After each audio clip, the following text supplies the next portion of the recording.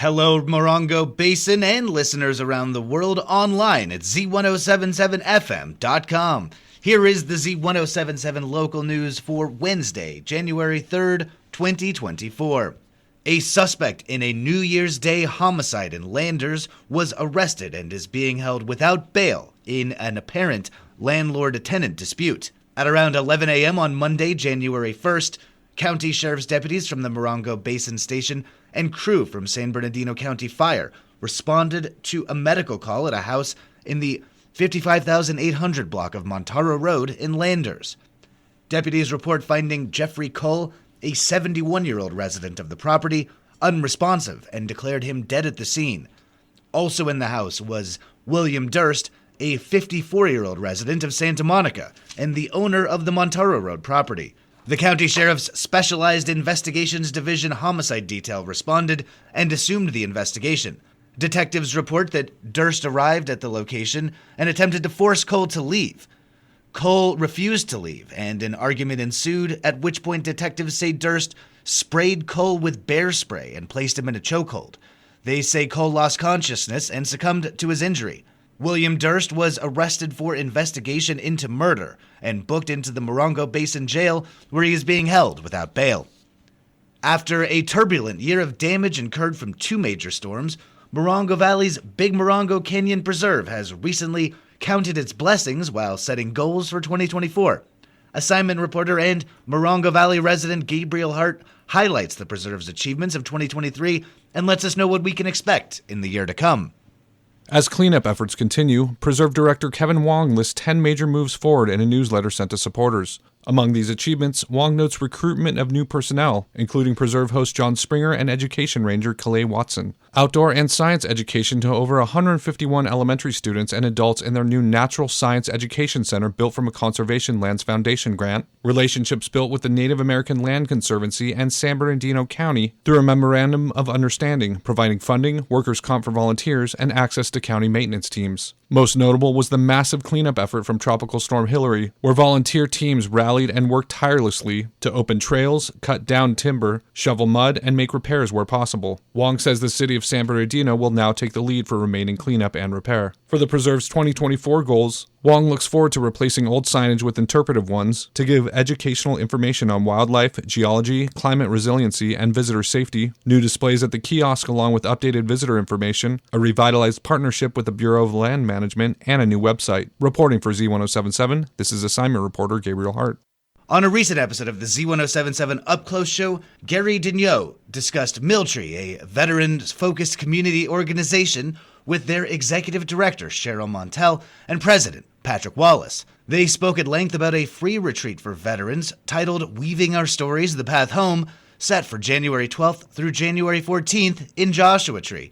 Here is a snippet of their conversation. Weaving Our Path Home is part of a larger program, a grant that we were awarded from the California Arts Council Creative Corps. In this particular part, it's happening January 12th through 14th, and the idea is to connect veterans with community members in our creative team in order to tell their personal stories. How do they get to be where they are, their military experience, your experience in the community, and then the creative team kind of bear witness to all that. Of course, guided the whole time by community elders, culture bearers, as they're known in the nonprofit world. And the idea is to surface shared values, a shared vision for the future between our vets, between our community. The idea is to aid this community reintegration, to be able to cut through this isolation that veterans are experiencing in the community, in the world, and the general isolation and loneliness that we're experiencing as Americans. You know, the Weaving Our Stories event begins on January 12th. For more information, visit mill-tree.org. You can listen to their entire conversation by downloading the Z107.7 Up Close show as a podcast from our website, Z107.7fm.com, or wherever you get your podcasts. The town of Yucca Valley youth basketball season will have its opening tip-off with its first games scheduled for this Saturday, promising an exciting start to the season. They've also released the rest of the game schedules for the youth basketball program. You can go to quickscores.com/Yucca Valley, which will include program updates and live scores.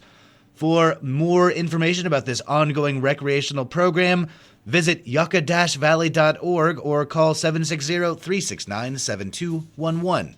The High Desert Nature Museum rings in the new year with a new exhibition opening this weekend.